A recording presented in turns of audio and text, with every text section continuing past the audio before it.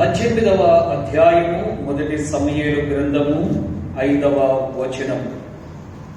దావీదు సౌలు తనను పంపిన చోట్లకెల్లను పోయి సుబుద్ధి కలిగి పని చేసుకుని వచ్చెను గనుక సౌలు యోధుల మీద అతన్ని నియమించాడు. జనులందరి దృష్టికిని సౌలు సేవకుల దృష్టికిని దావీదు అనుకూలుడై ఉండెను. దేవుని పరిశుద్ధమైన నామమునకు మహిమ ఘనత ప్రభావములు కలుగును గాక. క్రీస్తునందు ప్రియమైనటువంటి దేవుని సంఘమ, ప్రియ సహోదరి సహోదరులారా, మరొకసారి మనమందరము కూడా దేవుని యొక్క సన్నిధిలో చేరి దేవుని స్తుతించుటకు, ఆరాధించుటకు, దేవుని వాక్యము ధ్యానము చేసుకున్నట కొరకు దేవుడు మనకు అనుగ్రహించిన ఈ శ్రేష్టమైన సమయమును బట్టి దేవాది దేవునికి వందనాలు, స్తోత్రాలు సమర్పించుకుంటూ ఉన్నాడు. వచ్చిన మీకందరికీ కూడా పునరుద్ధాన ఆదివారపు శుభములు, శుభాకాంక్షలు తెలియజేయచ్చు ఉన్నాడు. దేవుడు మిమ్మను దీవించును గాక. ఆమేన్. దేవుని బిడ్డలారా, ఈరోజు మన ధ్యానాంశము ఏమిటంటే దావీదు సుబుద్ధి కలిగిన వాడు. దావీదు ఎవరు చెప్పండి? సుబుద్ధి కలిగిన వాడు. మనం కూడా సుబుద్ధి కలిగి ఉందామంటారా, లేకపోతే దుర్బుద్ధి కలిగి ఉందామంటారా? ఒకసారి మనం పరీక్ష చేసుకుందాం. దావీదు అంటే దేవునికి ఎందుకు అంత ఇష్టం? అతడు నా ఇష్టానుసారుడు, అతడు నా ఉద్దేశములు నెరవేరుస్తాడు, అతడు నా హృదయానుసారుడు, అతడు యథార్థము కలిగినటువంటి వాడు, అతడు నమ్మకమైనటువంటి వాడు, అతడు నన్ను ప్రేమించుచున్నాడు, దీర్ఘాయువు చేత అతన్ని నేను తృప్తిపరుస్తాను. ఎన్ని సాక్ష్యములు దావీదుని గురించి దేవుడు చెప్తున్న సాక్ష్యములు, చాలా సాక్ష్యములు ఉన్నాయి. మరి ఎందుకు దేవుడు దావీదుని గురించి అన్ని మంచి సాక్ష్యములు చెప్పారు? దావీదులో ఉన్న మరికొన్ని లక్షణాలు ఈ ఉదయకాల సమయంలో మనం ధ్యానం చేస్తున్న అందులో ఒకటి ఏమిటంటే ఆయన సుబుద్ధి కలిగిన వాడు. సుబుద్ధి అంటే అంటే మంచి, బుద్ధి అంటే జ్ఞాన వివేకములు కలిగిన హృదయం. కాబట్టి సుబుద్ధి కలిగినటువంటి వాడు. కాబట్టి మొట్టమొదటి ప్రయోజనము ఏమిటి అంటే సుబుద్ధి కలిగి పనిచేయచ్చు వచ్చెను గనుక సౌలు యోధుల మీదను అతన్ని నియమించెను.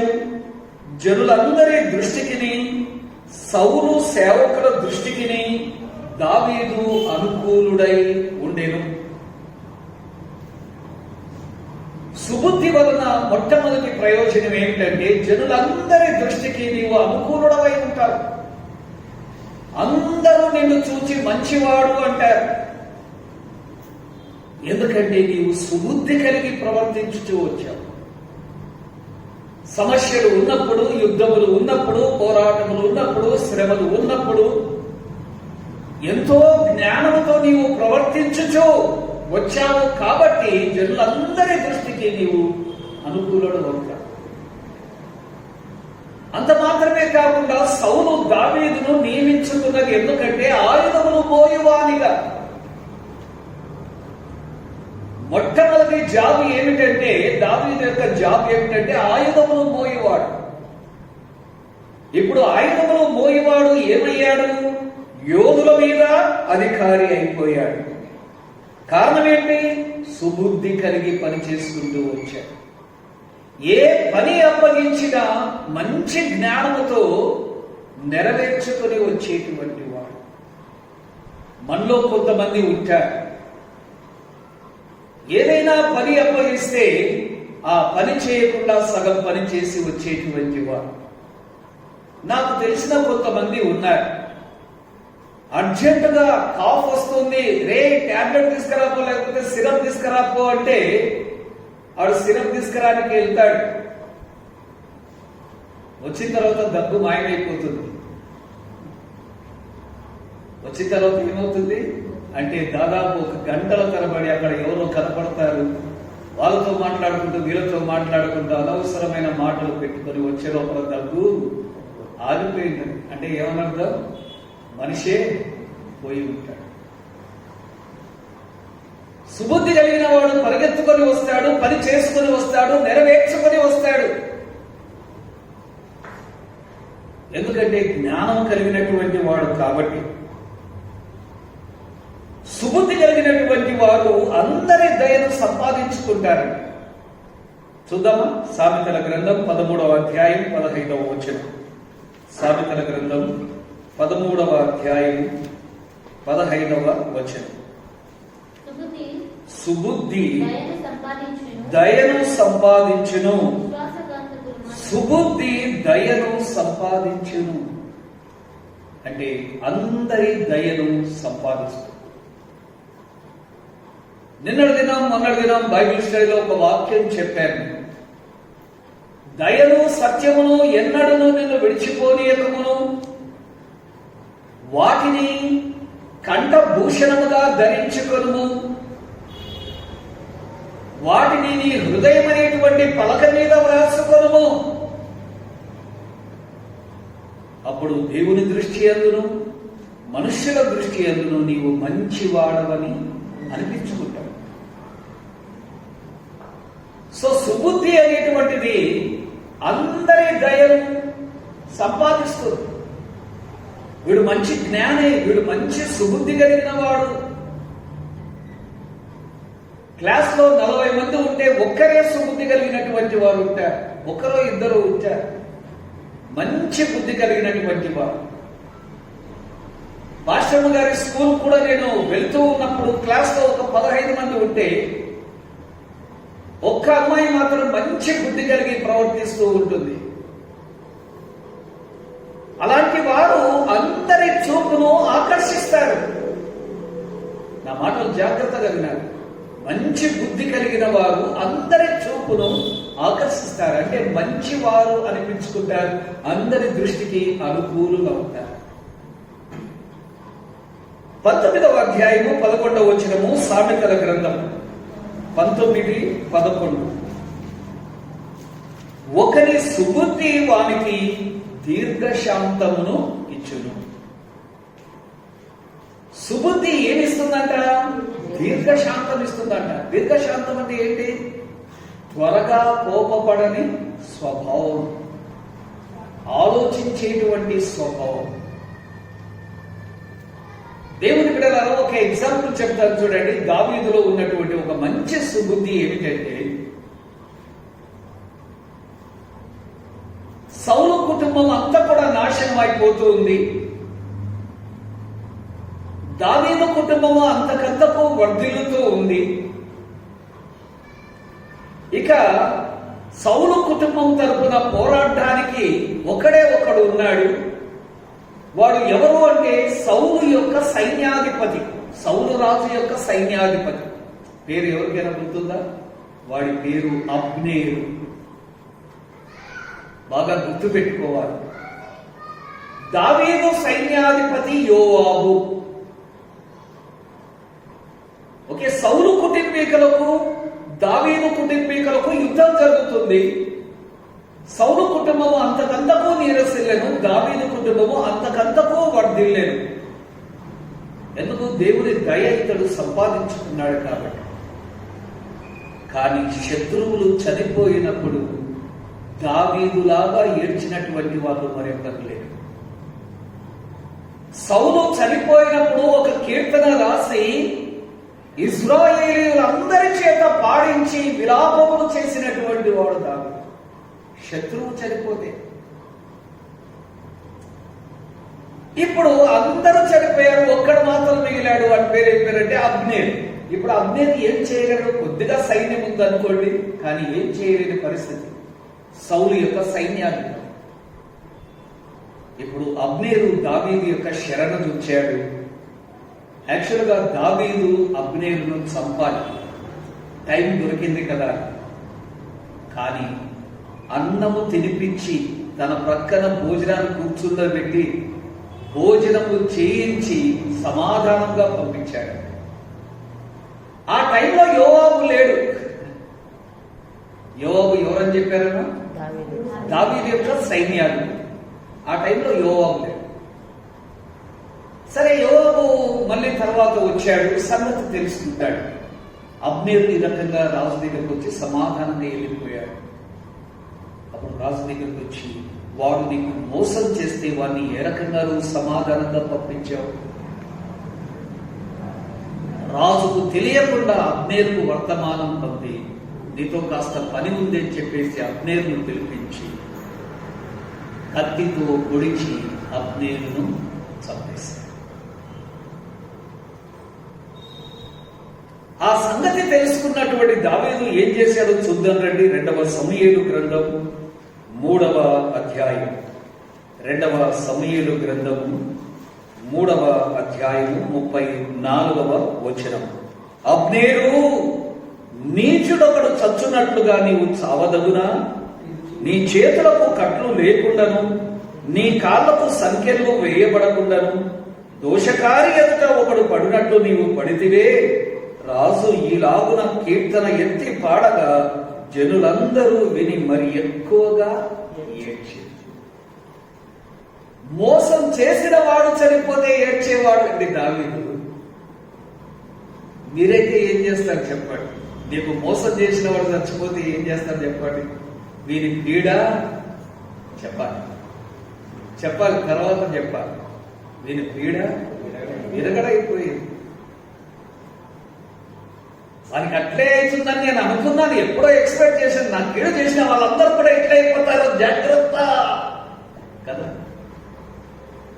ఏమండి, ఒక మోసగాడు, ఒక విరోధి, ఒక శత్రువు చనిపోతే కీర్తన ఎత్తి పాడితే అందరూ కూడా ఏడ్చారంట. ఆ రోజు భోజనమే చేయలేదు. మీకు విషయం తెలుసా? దావీదుకు బత్షెబాకు పుట్టినటువంటి మొట్టమొదటి కుమారుడు చనిపోయాడు అని వర్తమానం తెలిస్తేనే లేచి కాత్మక కట్టుకుని భోజనం చేసినాడు ఈ దావీదు. కానీ అబ్నేరు చనిపోతే ఆ రోజంతా భోజనం చేయలేదు. ఇప్పుడు అసలైనటువంటి విషయానికి వద్దాం.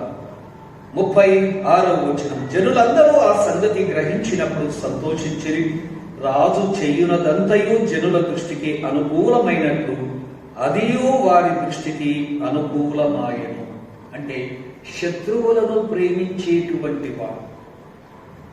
కాబట్టి దావీదు యొక్క సంగతి జనులందరి దృష్టికి అనుకూలమాయను. దేవుని బిడ్డలారా గమనించండి, ఒకరి సుబుద్ధి వారికి దీర్ఘశాంతమును తీసుకుని వస్తుంది. మీ ఇంట్లో ఎవరైనా ఊరుకొరకనే కోప్పడేటువంటి వాళ్ళు ఉన్నారా? కరెక్ట్ గా గెస్ చేయొచ్చు, వాడు సుబుద్ధి కలిగిన వాడు కాదు. చీటికి మాటి చిటపటలాడేటువంటి వాడు, చిన్నదానికి పెద్దదానికి కోప్పడేటువంటి వాడు, వారు జ్ఞానం లేని వాడు. కోపము బుద్ధి లేని వారికే వస్తుంది. బుద్ధిహీనుని హృదయము వారికి కోపము నివాసము చేస్తుందంట. కానీ సుబుద్ధి ఏం తీసుకొస్తుంది చెప్పండి? దీర్ఘశాంతమును తీసుకొస్తుంది. కాబట్టి దావీదు యోధుల మీద అధిపతి అయిపోయాడు. ఆయుధములు మోసేవాడు యోధుల మీద అధిపతి అయిపోయాడు. అంత మాత్రమే కాకుండా జనులందరి దృష్టికి, సౌలు సేవకుల దృష్టికి అనుకూలుడైపోయాడు. దేవునికి స్తోత్రం, హల్లెలూయా. దేవుని బిడ్డలారా గమనించండి. రైట్, దేవుని వాక్యాన్ని శ్రద్ధగా మనం విందాం.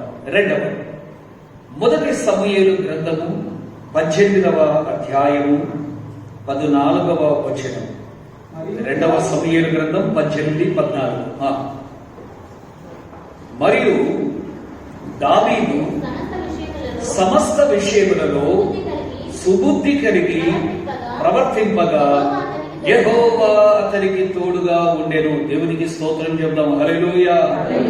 సుబుద్ధి కలిగిన వారికి ఎవరు తోడుగా ఉంటారు? యెహోవా దేవుడు తోడుగా ఉంటాడు. మంచి బుద్ధి కలిగినటువంటి వారికి దేవుడే తోడుగా ఉంటాడు, యెహోవా తోడుగా ఉంటాడు. మొదటిదేంటి చెప్పండి? సుబుద్ధి కలిగిన వారికి ఉన్నత స్థానం దేవుడిస్తాడు, అందరి దృష్టికి అనుకూలుగా అవుతాడు. రెండవదిగా, సుబుద్ధి కలిగి మనం ప్రవర్తిస్తే యెహోవా అతనికి తోడుగా ఉన్నాడు.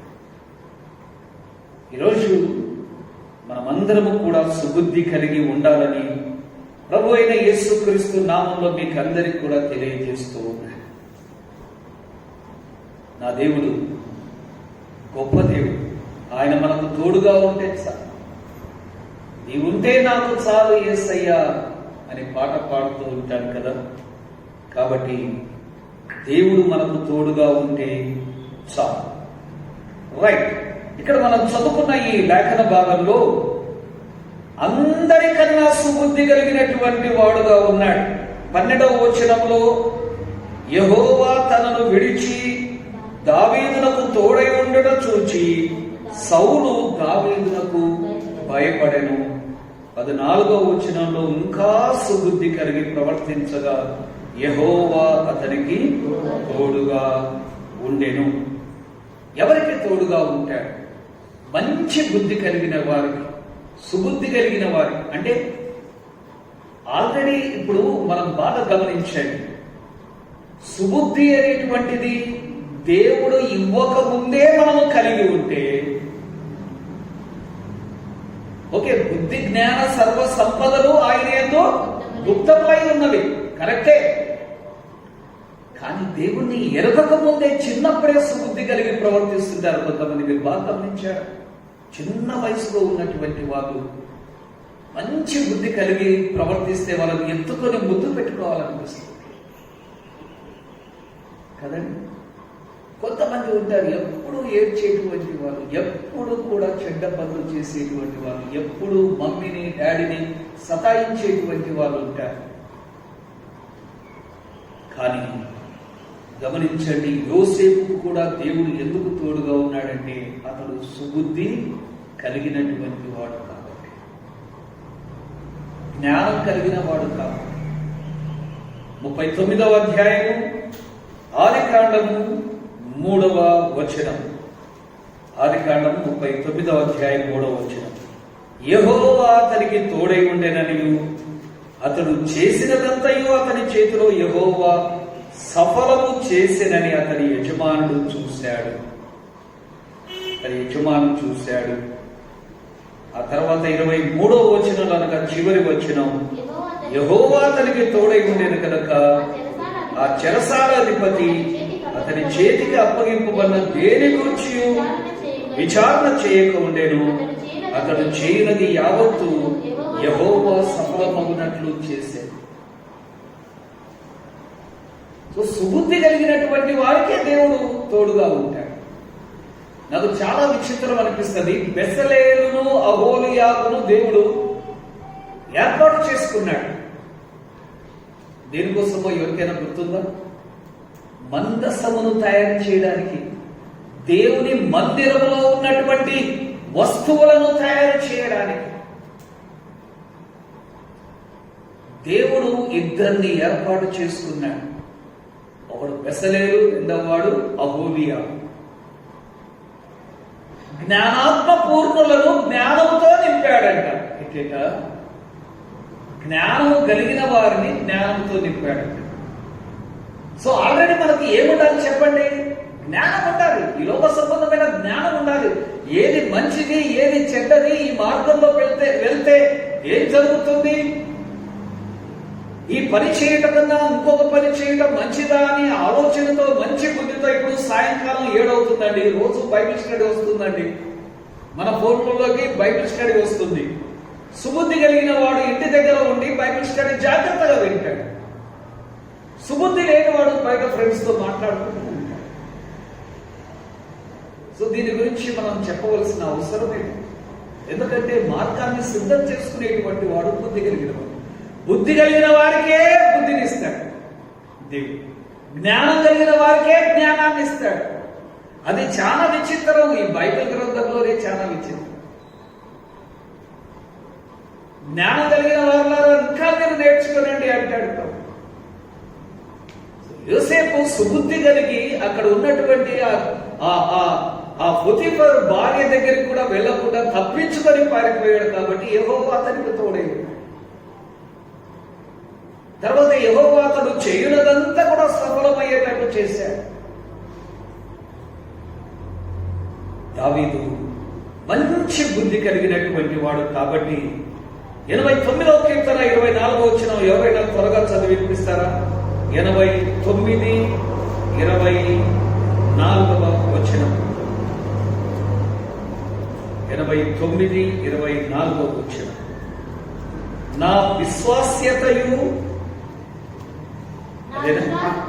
నా కృపయు అతనికి తోడై ఉండెను, నా నామమును బట్టి అతని కొమ్ము హెచ్చింపబడును. ఎంత మంచి మాట అండి. నా విశ్వాస్యత, నా కృప అతనికి తోడై ఉండును. 21వ వచనం. నా చెయ్యి ఎడతెగక. సూపర్ అండి, సూపర్ సూపర్. నా చెయ్యి ఎడతెగక అంటే ఏమనర్థం? విరామము లేకుండా అని అర్థం. ఈరోజు దేవుని యొక్క హస్తము యొక్క తోడు నీవు కలిగి ఉన్నావా అనేటువంటిది ప్రశ్న దేవుడు ఆలోచన చేయండి. సుబుద్ధి కలిగిన వారికే దేవుడు తోడుగా ఉంటాడు. అతడు సుబుద్ధి కలిగి ప్రవర్తించగా యెహోవా అతనికి తోడై ఉంటాడు. నా చెయ్యి ఎడతెగక అతనికి తోడుగా ఉంటుంది. నా విశ్వాస్యత తోడుగా ఉంటుంది. నా కృప కూడా ఆయనకు తోడుగా ఉంటుంది. రెండవదిగా సుబుద్ధి కలిగి ఉండి దేవుడు తోడుగా ఉంటాడు. మూడవదిగా ఇదే అధ్యాయమే చూద్దాం. పక్కలకేం పోవద్దండి. 1 సమూయేలు గ్రంథం 18వ అధ్యాయం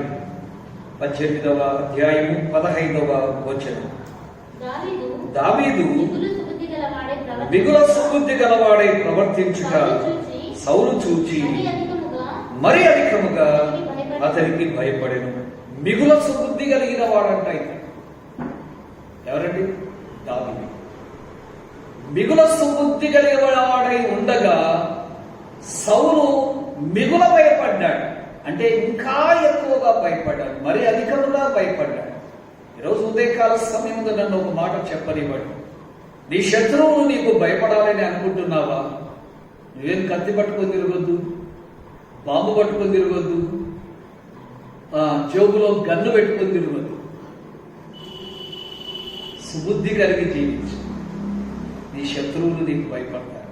నమ్మిన వాళ్ళని చెప్పారు. హల్లెలూయా. నిజమే చెప్తున్నా. సౌలు ఎక్కడ, దావీదు ఎక్కడ? దావీదు ఇంకా 18 ఏళ్ళ పిల్లోడు. 18వ అధ్యాయంలో ఆయన ఏళ్ళు ఎన్ని? 18 ఏళ్ళు. 18వ అధ్యాయంలో 18 సంవత్సరాలు. 17వ అధ్యాయంలో 17 సంవత్సరాల వాడు ఉల్లాసం చేయించాడు. 18వ అధ్యాయంలో ఇంకా సుబుద్ధి కలిగి ప్రవర్తించాడంట. ఒక పెద్ద ఆయన ఈ పిల్లోనికి భయపడుతున్నాడంట. పెద్ద ఆయన పిల్లోనికి భయపడడం ఏంటి? దేవుని బిడ్డలారా గమనించండి. ఒక సహోదరి ఆమె బయటకు వచ్చి ఆ చెట్టు దగ్గర ఏమేమో పూజలు చేసి కళ్ళు మూసుకొని పూజలు చేస్తూ ఆ వెండి గిన్నె అక్కడ పెట్టిందండి.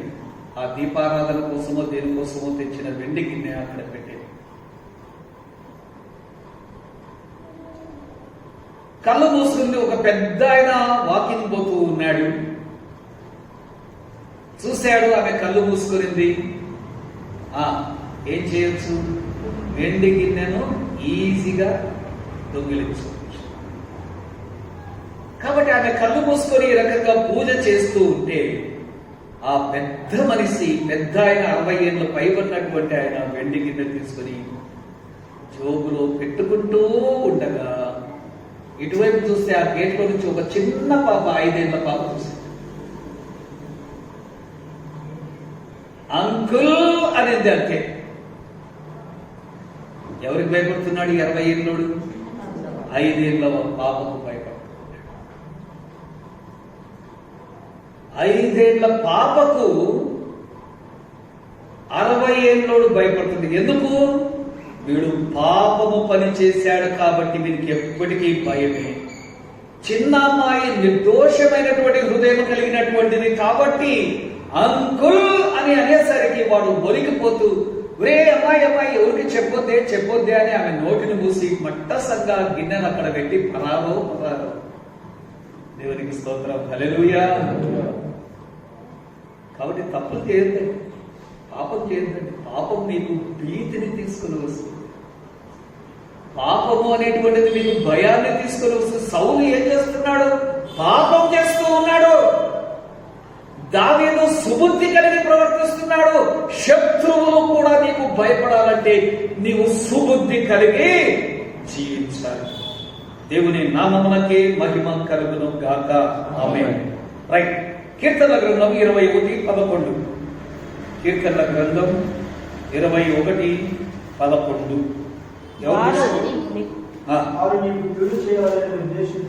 వారు నీకు కీడు చేయవలని ఉద్దేశించి దురుపాయము పన్నిరి, కానీ దాన్ని కొనసాగింపలేకపోయేది. సౌలు అంతకు ముందే మనం చదువుకున్న ఈ వాక్య భాగంలోనే అంతకు ముందే ఈట విసిరాడంట. దావీదును చంపుదును అనుకున్నాడు. ఒక్క సెకండ్లో తప్పించుకోగలిగాడు దావీదు. దేవుడే అతన్ని కాపాడాడు. అయితే ఇప్పుడు ఎందుకు భయపడుతూ ఉన్నాడు? సౌలు దావీదు మీద కీడు చేయాలని ఉద్దేశించి దురుపాయము పన్నాడు, కానీ వాక్యంలో నాకు దాన్ని కొనసాగింపలేదు. నేను చెప్పేది ఏంటంటే, నువ్వు సుబుద్ధి కలిగి ప్రవర్తించు. ఎవడైనా నీకు కీడు చేయాలనుకుంటే దాన్ని కొనసాగించలేదు. నమ్మిన వాళ్ళని చెప్తాను. సో నువ్వు సుబుద్ధి కలిగి ఉండు, నీకు ఇంకా బుద్ధిస్తాడు. మంచి జ్ఞానంతో, ఇంటిలో జ్ఞానంతో ప్రవర్తించు. ఇంటిలో సుబుద్ధి కలిగి పనిచేయి. ఇంటిలో చక్కగా అందరి మన్ననలు పొందు. చర్చి అయిపోయిన మట్ట సంఘ చేయలేదు పెట్టేసే, మట్ట సంఘ పనులు చేయి. మాస్టర్ గారి దృష్టికి నువ్వు మంచిదానవుతావు, మంచివాడవుతావు. అది చాలు. దేవుని దృష్టికే నువ్వు మంచిదానమైపోతావు, మంచివాడవైపోతావు. దేవుని సేవ చేయి, మంచివాడవైపోతావు. సుబుద్ధి కలిగిన వారికే దేవుడు ఇంకా జ్ఞానం ఇస్తాడు. అది మాత్రం మీరు గుర్తుపెట్టుకోండి. ప్రవర్బ్స్ అంటే సామెతలు 2:11. సామెతలు 2:11. బుద్ధి నిన్ను కాపాడును. ఎంత మంచి మాట అండి. ఏమండి, సుబుద్ధి కలిగి ఉన్నందువల్లనే దావీదు కాపాడబడ్డాడు. బుద్ధి ఏం చేస్తుందంట? నిన్ను కాపాడుతుంది. వివేచన నీకు కావలి ఉండును. నీ బుద్ధే నిన్ను కాపాడుతుంది. నీ వివేచన నీకు కావలిగా ఉంటుంది. దయచేసి మొదటి రాజుల గ్రంథము 3వ అధ్యాయము 7వ వచనం చదువుతారా? మొదటి రాజులు 3వ అధ్యాయము 7వ వచనం.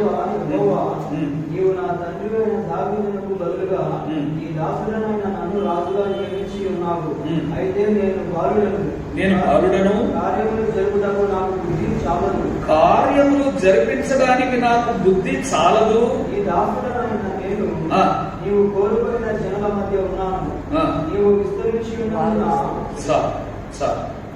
7వ వచనంలో ఏమంటాడంటే, నా దేవా యెహోవా, నీవు నా తండ్రి అయిన దావీదునకు బదులుగా నీ దాసుడనైన నన్ను రాజుగా నియమించావు. అయితే నేను బాలుడను, కార్యములు జరుపుటకు నాకు బుద్ధి చాలదు. ఇక్కడ ఏమని అర్థం అంటే, బుద్ధి ఆల్రెడీ ఉంది. ఆమేన్. కానీ ఆ బుద్ధి నాకు చాలదు. కాబట్టి నీవు నాకు బుద్ధిని దయచేయంటే దేవుడు ఇచ్చాడండి. 3వ అధ్యాయం 12వ వచనంలో, నీవు ఈలాగు అడిగినందుకు నీ మనవి ఆలకించుచున్నాను. బుద్ధి వివేకములు గల హృదయము నీకు ఇచ్చుచున్నాను. పూర్వీకులలో నీ వంటి వాడు ఒకడును లేడు, ఇక మీదట నీ వంటి వాడును ఒకడు కూడా ఉండడు. సొలొమోను దేవుని యొక్క చిత్తానుసారమైన ప్రార్థన చేస్తూ ఉన్నాడు. ఈరోజు మనం ప్రార్థన చేస్తాం, లోక సంబంధమైన వాటిని అన్నింటినీ కూడా అడుగుతూ ఉంటాం. మీరే చెప్పండి, ఉద్యోగం కోసం మీరు ప్రార్థన చేస్తారు. ఉద్యోగం ప్రాముఖ్యమో, బుద్ధి ప్రాముఖ్యమో? దేవుడే చెబుతున్నాడు, నీకు ధనం కావాలన్నా బుద్ధి కావాలన్నా అంటే నాకు ధనం బుద్ధి కావాలి. ఎవరు? సౌలు. ఈ రోజుల్లో మనం ధనం కోసం, జీతాల కోసం, ఏంటి ప్రభు లాక్డౌన్లో సగం జీతాలు ఇచ్చేస్తున్నాయి, ఎంత అన్యాయం చేసావు ప్రభువా. కాదు, నాకు బుద్ధి దయచేయి, నాకు సుబుద్ధి దయచేయని ప్రార్థన చేయగలిగితే ఎంత ఆశీర్వాదం అండి. మీరే ఒక్కసారి ఆలోచన చేయవలసిందిగా మనకి చేస్తూ ఉన్నాను.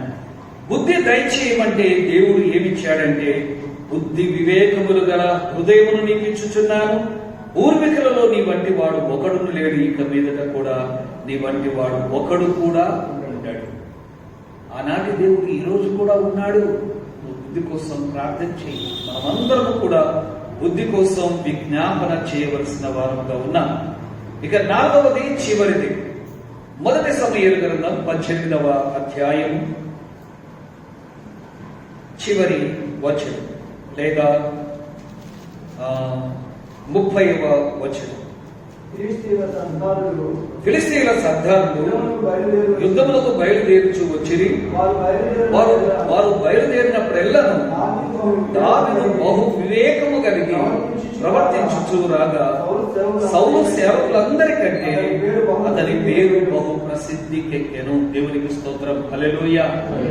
నీ పేరు ప్రసిద్ధికెక్కుతుంది సుబుద్ధి కలిగి ఉంటే. ఆమేన్. హల్లెలూయా. ఈరోజు పేర్లు ఎప్పటికీ గుర్తు చేసుకుంటూ ఉన్నామంటే, ఉదాహరణకు మహాత్మా గాంధీ సుబుద్ధి కలిగి ప్రవర్తించాడు. అతడు బైబిల్లో చాలా సత్యాలు నేర్చుకున్నాడు. క్రొత్త నిబంధనలో మత్తయి సువార్త 5వ అధ్యాయం కంఠపాఠంగా నేర్చుకున్నాడు. 5, 6, 7 అధ్యాయాలు కొండ మీద ప్రసంగం అంటే ఆయనకు చాలా చాలా ఇష్టం. దాని ద్వారా స్వాతంత్రం తేగలిగాడు. అంటే కత్తితో సాధించినది కరుణతో సాధించాలి అని కత్తి పట్టుకోకుండా స్వాతంత్రం సాధించినటువంటి వాడు మహాత్మా గాంధీ. ఇప్పటికీ ఆయనకు ఎందుకు తలుచుకుంటామంటే మంచి బుద్ధి కలిగి ప్రవర్తించాడు. సో వాళ్ళ పేరు బహు ప్రసిద్ధికెక్కుతుందండి. ఈరోజు నీ పేరు నువ్వు చనిపోయిన తర్వాత కూడా అందరి మదిలోనికి రావాలి అంటే నీవు సుబుద్ధి కలిగి ప్రవర్తించాలి.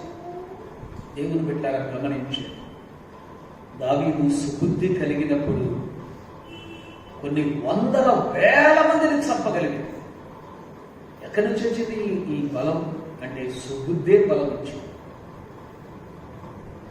దానికన్నా ఆయన వెనకాల నిలబడినటువంటి దేవుడు ఎంత గొప్పగా ఉంటాడో ఒకసారి మీరు ఆలోచించి దేవునికి స్తోత్రం చెప్దామా? హల్లెలూయా. ఏనుగు ఒక చెక్క వంతెన దాటుతూ ఉందండి. ఒక చీమ కూడా దాటాలి అనుకొని సడన్ గా ఏనుగు మీదికి ఎక్కింది. దాని యొక్క భుజం పైన కూర్చుని ఆ చెక్క వంతెన, ఆ ఏటి మీద ఏర్పాటు చేయబడినటువంటి ఆ వంతెన మీద వెళ్తూ ఉంటే ఆ వంతెన ఏనుగు బరువుకు ఇటు అటు ఊగుతూ ఉందండి. ఎలాగైతేనే అవతల ఒడ్డుకు చేరిపోయే చీమ ఏనుగు రెండు కూడా. అప్పుడు చీమ క్రిందికి దిగి తన తోటి చీమల యొద్దకు వెళ్ళి మీసం తిప్పిందండి. ఏంటి చీమ ఏం తిప్పింది చెప్పండి? మీసం తిప్పి. ఏంటి మీసం తిప్పుకున్నావంటే, నేను ఏనుగు ఇద్దరం కలిసి వంతెనను ఊపినాం చూడండి, అట్లా ఊపేశా. అక్కడ ఏనుగా ప్రాముఖ్యం, చీమ ఏనుగు ప్రాముఖ్యం.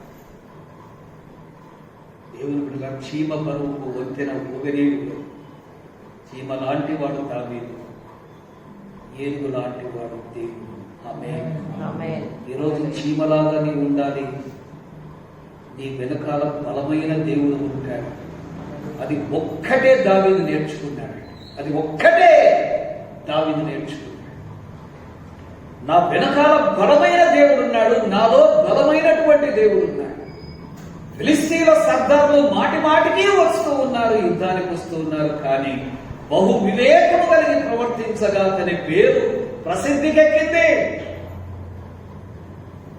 ఎక్కడో గొర్రెల కాపరిగా గుట్టల్లో, కొండల్లో, అడవుల్లో, అరణ్యములో తిరుగులాడుతున్నటువంటి దావీదు ఇప్పుడు పేరు ప్రాతిపోతుందండి ఫిలిస్తీన్ల దేశంలో. ఎక్కడ చూసినా మోయాబు దేశంలో, ఎదోము దేశంలో, చుట్టుపక్కల దేశాలన్నింటిలో కూడా దావీదు యొక్క పేరు మారుతుంది. కారణమే సుబుద్ధి. సుబుద్ధి ఒక్కటే.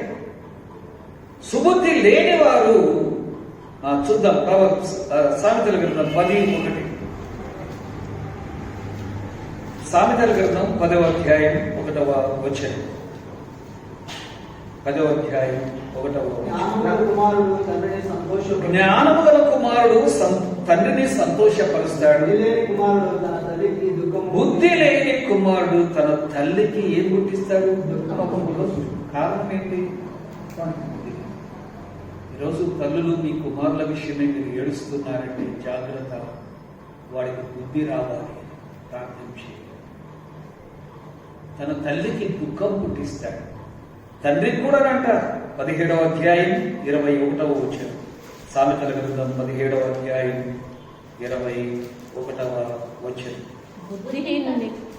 బుద్ధిహీనుని కనిన వానికి వ్యసనము కలుగును, తెలివిలేని వాని తండ్రికి సంతోషము లేదు. అదేవిధంగా 19:13 బుద్ధిహీనుడకు కుమారుడు తన తండ్రికి చేటు తెస్తాడు, అంటే చెడ్డ పేరు తీసుకొస్తాడు. బుద్ధి కలిగిన కుమారుడు మంచి పేరు తాను తీసుకొస్తాడు, తనకొస్తుంది, తన తల్లిదండ్రులకు కూడా మంచి పేరు తీసుకుని వస్తాడు. దేవునికి స్తోత్రం చెప్తాం. హల్లెలూయా. అసలు బుద్ధి కలిగిన వాళ్ళు ఎలా ఉంటారంటే దానియేలు ఒక చక్కని వర్ణన ఇస్తారండి. 12వ అధ్యాయం 3వ వచనం. దానియేలు గ్రంథం 12వ అధ్యాయము 3వ వచనం. బుద్ధిమంతులైతే ఆకాశ మండలములోని బుద్ధిమంతులైతేనే ఆకాశ మండలమందరి జ్యోతులను పోలిన వారై ప్రకాశిస్తారు. నీతి మార్గమును అనుసరించి నడుచుకున్నట్లు ఎవరు అనేకులను త్రిప్పుదురో వారు నక్షత్రము వలె నిరంతరమును ప్రకాశించెదరు. నిరంతరము ప్రకాశిస్తారు. మీరే చెప్పండి, దావీదు పేరు కేవలము యూదా దేశంలో మాత్రమే కాదు, లేదా బెత్లెహేము మాత్రంలో కాదు. బెత్లెహేము నుండి ఎక్కడికి పోయింది? యెరూషలేమునకు వెళ్ళింది. యెరూషలేము నుండి యూదయ ప్రాంతం అంతా పోయింది. యూదయ ప్రాంతం నుండి సమరయ ప్రాంతం నుంచి గలిలయ, మొత్తం దేశమంతా కూడా దావీదు పేరు మారు మ్రోగిపోతూ ఉంది. ఇప్పుడు ఫిలిస్తీయులకు కూడా దావీదు పేరుంటే హడల్. మత్తయి సువార్త 1వ అధ్యాయానికి వస్తే దావీదు పేరు 2వ పేరుగా ఉంటుంది. అబ్రహాము కుమారుడగు దావీదు కుమారుడగు యేసుక్రీస్తు వంశావళి దావీదు పేరు. పరలోకంలో ప్రకటన గ్రంథంలో ఎన్ని చోట్ల చూస్తామో దావీదు పేరు. దావీదు తాలపు చెవి కలిగినటువంటి వాడు యేసయ్య. ఎవరి చెవి అంట? ఎవరి తాలపు చెవి? దావీదు తాలపు చెవి కలిగినటువంటి వాడు. దేవుని బిడ్డలారా, ఈరోజు మీకు మంచి పేరు రావాలని మీకు లేదా? ఎవరి ఆశ లేదా? ఆశ ఉన్న వాళ్ళ చేతులు మంచి పేరు రావాలి నాకు అన్నవారు అందరికీ ఉంది కదా ఆశ. సుబుద్ధి కలిగి మనం బుద్ధిమంతులమైతే నిరంతరం ప్రకాశిస్తాం. జ్యోతుల వలె పోలి ఉండి ప్రకాశిస్తాం. ఎప్పటికైనా ప్రకాశమే, ఎప్పటికైనా ప్రకాశమే. దావీదు లాంటి మంచి మనస్సు మనము కూడా కలిగి ఉంటాం.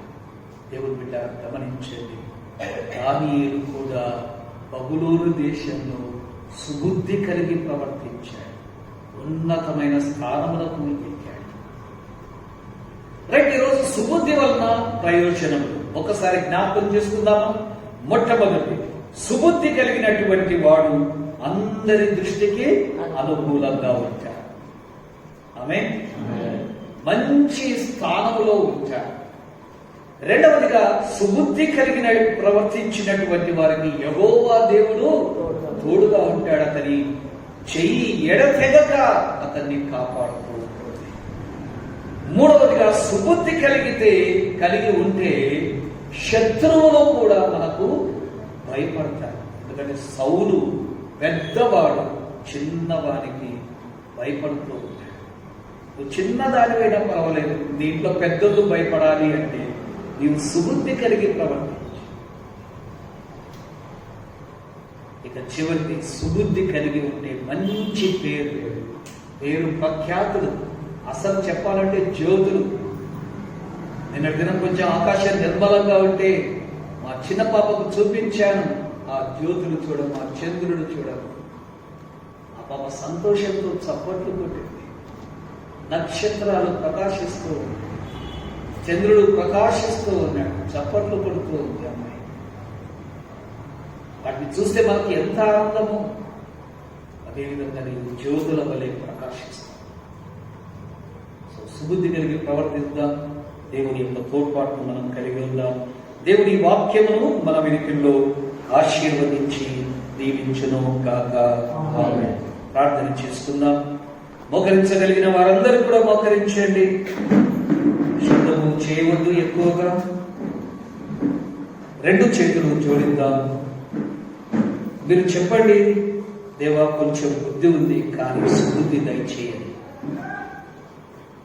కొంచెం జ్ఞానం ఉంది, విస్తారమైన జ్ఞానం దయచేయండి. జ్ఞానం లేని వారికి గద్దింపు మాట అసహ్యమంట. బుద్ధి కలిగిన వాడు ఎవరైనా చెప్తే వింటాడంట. బుద్ధి కలిగిన వారు వింటారంట. ఈరోజు నువ్వు బుద్ధి కలిగిన కుమారుడు, బుద్ధి లేని కుమారుడు. బుద్ధి కలిగిన వారు ఏం చేస్తారు? బండ మీద ఇల్లు కట్టుకుంటారు. బుద్ధి లేని వారు తన జీవితం అనే ఇల్లు ఇసుకలో కట్టుకుంటాడు. బుద్ధిమంతుడివా, బుద్ధి లేనివా, ఒకసారి ఆలోచించు. నీ ఇల్లు బండ మీద కట్టుకో. నీ ఇల్లు బండ మీద కట్టుకో. యేసయ్యానికి స్తోత్రం తండ్రి, స్తోత్రం. పరిశుద్ధుడా నీకు వందనాలు. దావీదులో ఉన్నటువంటి సుగుణములు మేము ధ్యానం చేస్తూ ఉన్నాం. సుబుద్ధి కలిగినటువంటి వాడు దావీదు. సుబుద్ధిగా ప్రవర్తించినటువంటి వారికి మీరు తోడుగా ఉంటారు. సుబుద్ధి కలిగి ఉంటే శత్రువులు కూడా భయపడతారు. సుబుద్ధి కలిగి ఉంటే మంచి పేరు వస్తుంది.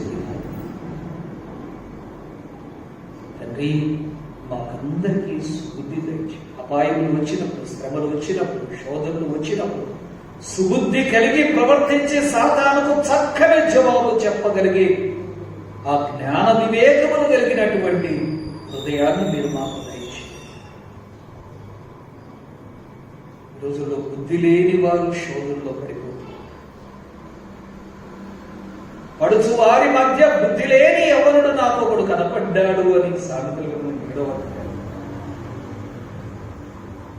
వాడు వ్యభిచారి సందుల్లో తిరుగుతూ ఉన్నాడు.